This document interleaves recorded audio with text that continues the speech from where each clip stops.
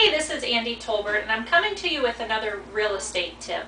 Today is one that's actually kind of hurting our market, so it's something I just want to make you aware of. There's a lot of listings out there that are making it very, very, very difficult for buyers and buyers agents to work with them. They make you jump through a whole bunch of hoops. They make you pay fees that aren't normal. So I just want to give you a heads up so you know what's out there.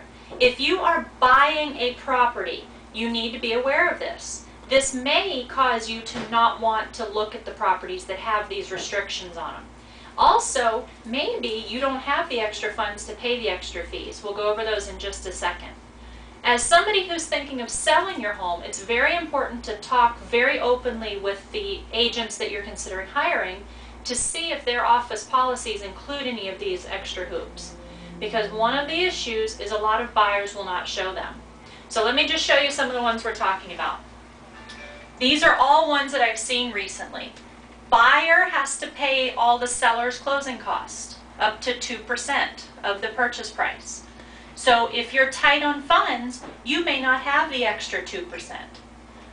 Buyer to pay the seller's attorney's fees. We're seeing this in a lot of short sale negotiations where they're asking you as the buyer to pay all the seller's negotiation fees. I've seen that be as high as $3,000. If you don't have the money as a buyer, you cannot buy this property.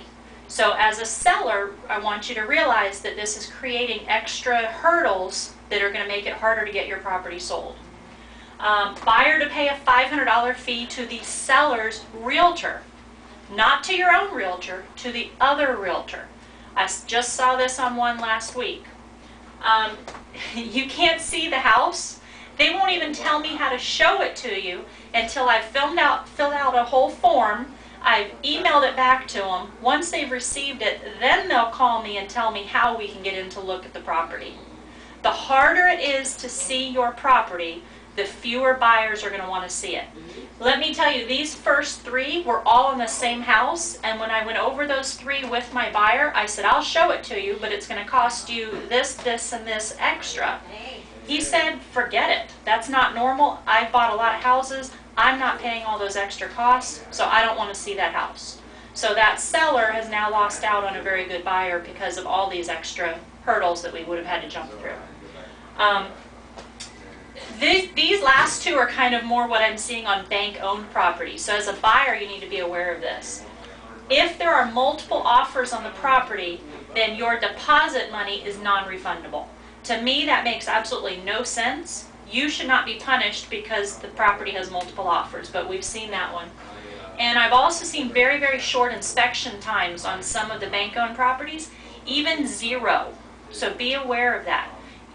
You're always buying bank-owned and short sale properties as is, but you have the right to go in and do an inspection. On some of the bank-owned, it's 0 inspection. You have to do your inspections before you even put in your offer, or it's very short, like 3 days or 5 days we're seeing.